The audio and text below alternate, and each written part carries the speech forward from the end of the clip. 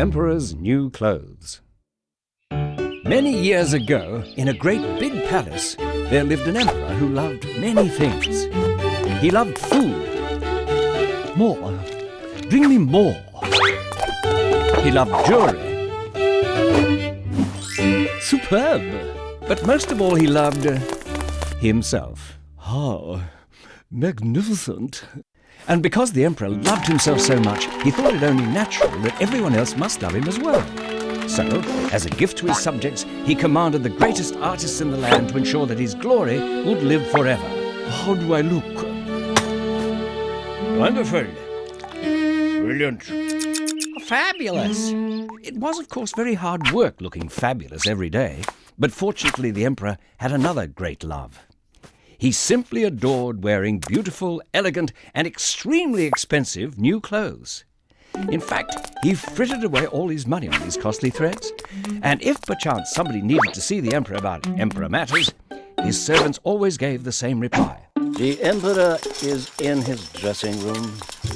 One day, two crafty swindlers arrived at the emperor's palace with a crafty, swindling plan. They claimed to be weavers of a rare and extraordinarily beautiful cloth. A cloth with a very unusual trait. It was completely invisible to those short in the brains department. In other words, if you couldn't see the cloth, you were downright stupid. By wearing these clothes, I'll be able to distinguish the clever from the stupid. Yes! I must have clothes woven for me at once. And with that, the emperor handed over a pile of cash. The swindlers stuffed the money into their bag and pretended to work. The next day, the emperor sent his minister to the great hall to see how his new clothes were coming along. The old minister went to the hall where the two swindlers sat working at the empty looms. What's this? Can't see a thing. But that's not what he told the emperor.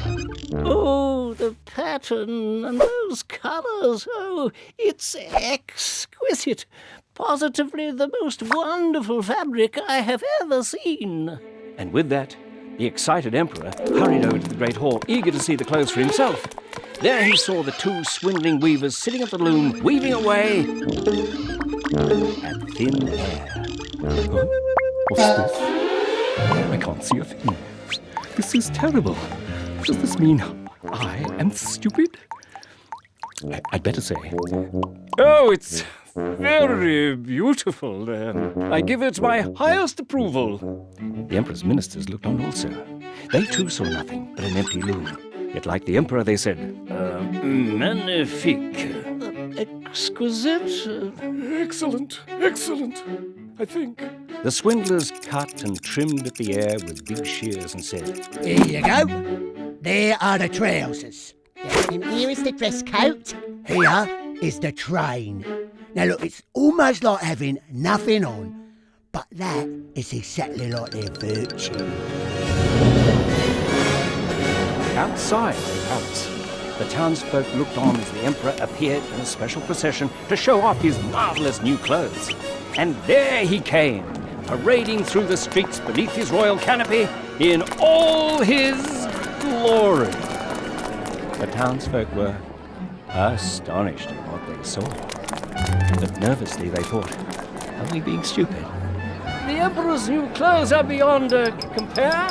Good golly, those trousers? What a lovely coat. Oh. Alas, nobody wanted to admit what they really saw, for fear of being labelled stupid. But then, a little child spoke from the audience. But he doesn't have anything on. The silly things that children say, said the child's father. But he doesn't have anything on. Then the crowd began to murmur and whisper. The child's right. He's completely and utterly buck naked. No, I can't see. No, that's the whole point. You can't see. He's got nothing on. He's got a stitch on. The emperor cringed, but he reasoned, I have to make it through the procession. So he stood, tall and proud, and marched on through the crowd, naked as the day he was born.